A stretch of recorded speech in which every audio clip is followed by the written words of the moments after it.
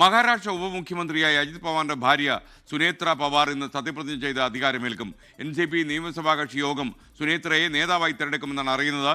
NCP ദേശീയ അധ്യക്ഷ സ്ഥാനവും സുനേത്ര ഏറ്റെടുക്കാൻ സാധ്യതയുണ്ട്. വിവരങ്ങളുമായി ശ്രീനാഥ് ചന്ദ്രൻ തത്സമയം ചേരുകയാണ്. ശ്രീനാഥ്, വിവരങ്ങൾ. Good morning. അജിത് പവാർ മരിച്ച് ഏതാണ്ട് 3-ാം ദിവസം ഇപ്പോൾ അദ്ദേഹത്തിന്റെ ഭാര്യ സുനേത്ര പവാർ ഉപമുഖ്യമന്ത്രിയായി സത്യപ്രതിജ്ഞ ചെയ്യാൻ പോവുകയാണ്. ഇന്നലെ കഴിഞ്ഞ ദിവസങ്ങളിലൊക്കെ തന്നെ ഇതുമായി ബന്ധപ്പെട്ട ചർച്ചകൾ നടക്കുന്നുണ്ടായിരുന്നു. NCPക്കുള്ളിൽ അതിലെ ഒരു ധാരണയായ ശേഷം ഇന്നലെ പ്രഫുൽ പട്ടേൽ അടക്കമുള്ള നേതാക്കൾ, ഛഗൻ ഭുജബൽ അടക്കമുള്ള നേതാക്കൾ മുഖ്യമന്ത്രി ദേവേന്ദ്ര ഫട്നാവിസുമായി കൂടിക്കാഴ്ച നടത്തിയതിനു ശേഷമാണ് ഉപമുഖ്യമന്ത്രി പദത്തിന്റെ കാര്യത്തിൽ അന്തിമമായ ഒരു തീരുമാനമെടുത്തത്. ഇന്നിപ്പോൾ ഉച്ചയ്ക്ക് 2 മണിയോടെ നിയമസഭാ കക്ഷി യോഗം ചേരുന്നുണ്ട്. അതിലായിരിക്കും കക്ഷി നേതാവായി സുനേത്ര പവാറിനെ തെരഞ്ഞെടുക്കുക. പിന്നീട് വൈകിട്ട് തന്നെ സത്യപ്രതിജ്ഞ ഉണ്ടാകും എന്നതാണ് അറിയുന്നത്.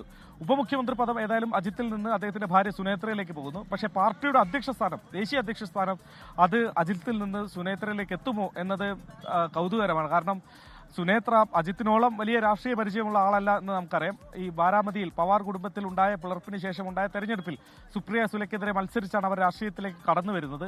അന്ന് പക്ഷേ 1.5 ലക്ഷത്തിലധികം വോട്ടിന് അവർ വലിയ പരാജയം ഏറ്റുവാങ്ങി. പിന്നീട് രാജ്യസഭയിലേക്ക് ഒരു സീറ്റ് കിട്ടിയതാണ്.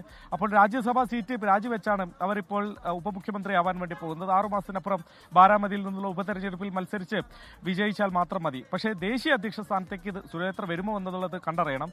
സുനേത്ര അതിന് താല്പര്യമില്ല എന്നറിയിച്ചാൽ ഒരുപക്ഷെ ഇപ്പോഴത്തെ വർക്കിംഗ് പ്രസിഡന്റായ പ്രഫുൽ പട്ടേൽ തന്നെ അധ്യക്ഷനാവാനുള്ള സാധ്യതയുണ്ട്. പക്ഷേ പവാർ കുടുംബത്തിന് പുറത്തേക്ക് അധ്യക്ഷ സ്ഥാനം പോകുന്നത് അത് എത്രത്തോളം അണികൾക്കിടയിൽ സ്വീകാര്യമാകും എന്നതൊക്കെ തന്നെ കണ്ടറിയേണ്ടി വരും. പക്ഷേ ഒരു കാര്യം കൂടിയുള്ളത്, അജിത് പവാർ ആയിരുന്നു കാലങ്ങളായി ധനകാര്യ വകുപ്പ് കൈകാര്യം ചെയ്തിരുന്നത്. പക്ഷേ സുനേത്ര പവാർ ഉപമുഖ്യമന്ത്രി പദത്തിലേക്ക് വരുമ്പോൾ ഒപ്പം ധനകാര്യ വകുപ്പ് കിട്ടുമോ എന്നുള്ളത് കണ്ടറിയണം. ഇപ്പോൾ ലഭിക്കുന്ന വിവരങ്ങൾ അനുസരിച്ച് BJP ആ ധനകാര്യ വകുപ്പ് ഏറ്റെടുക്കാൻ സാധ്യതയുണ്ട്. ഏതായാലും ഇന്നൊരു ചരിത്രപരമായ ദിവസമാണ്. സംസ്ഥാനം സംബന്ധിച്ചിടത്തോളം ആദ്യത്തെ വനിതാ ഉപമുഖ്യമന്ത്രി സത്യപ്രതിജ്ഞ ചെയ്യാൻ പോകുന്നു.